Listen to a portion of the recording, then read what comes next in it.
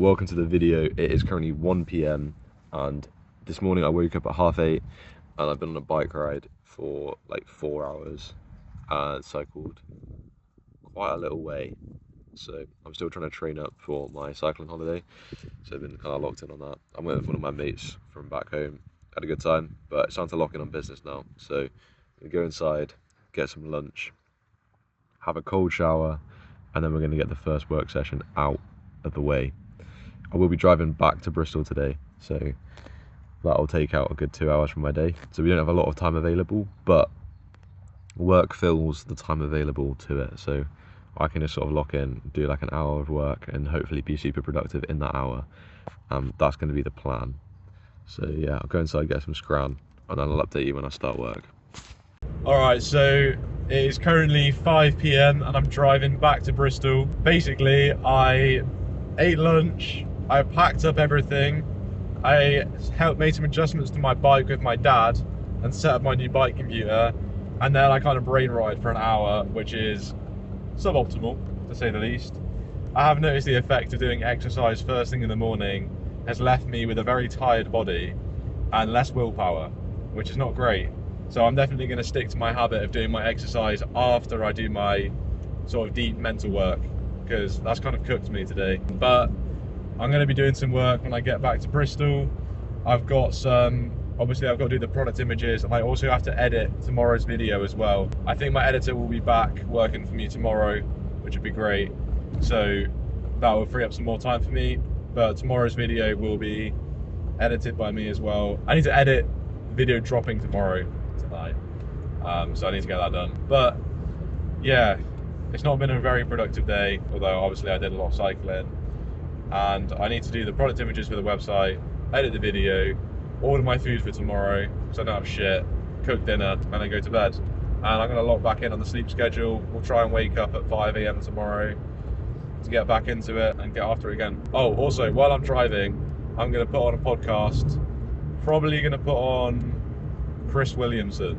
He's been cooking recently, so get him on, gain some knowledge and wisdom while I'm driving. Let's go.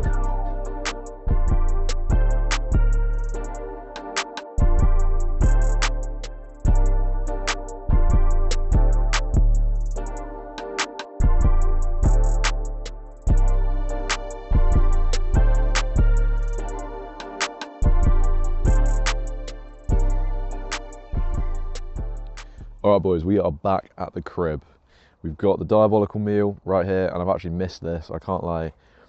It's just, I've put on weight in the uni week, even though I've done over 100 miles of cycling in that week.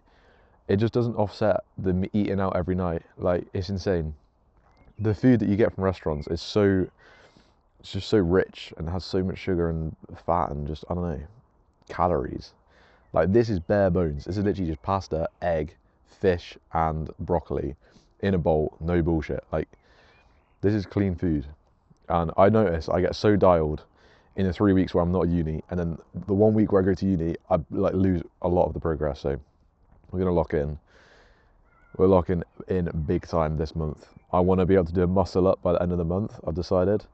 And I've also got to train up for my cycling holiday in Mallorca too, because I need to be doing 70 mile rides pretty easily before I go there. I've got a lot of training to do for that.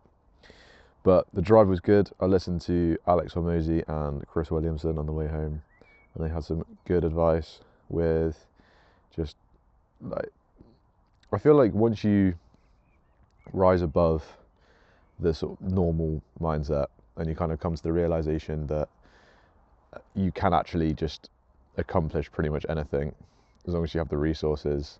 Not even that, you can accomplish anything, it's just there's steps to it, right? So for example, somebody in a third world country might find it difficult to, for example, to have a high paying job, right? That might be difficult for them. In order to do that, they might have to earn money in their current country and then move to a first world country and then be able to get that high paying job. And that might be very difficult. But for me, it's easy because I'm already born into that system. But like, for me, starting an online business is possible.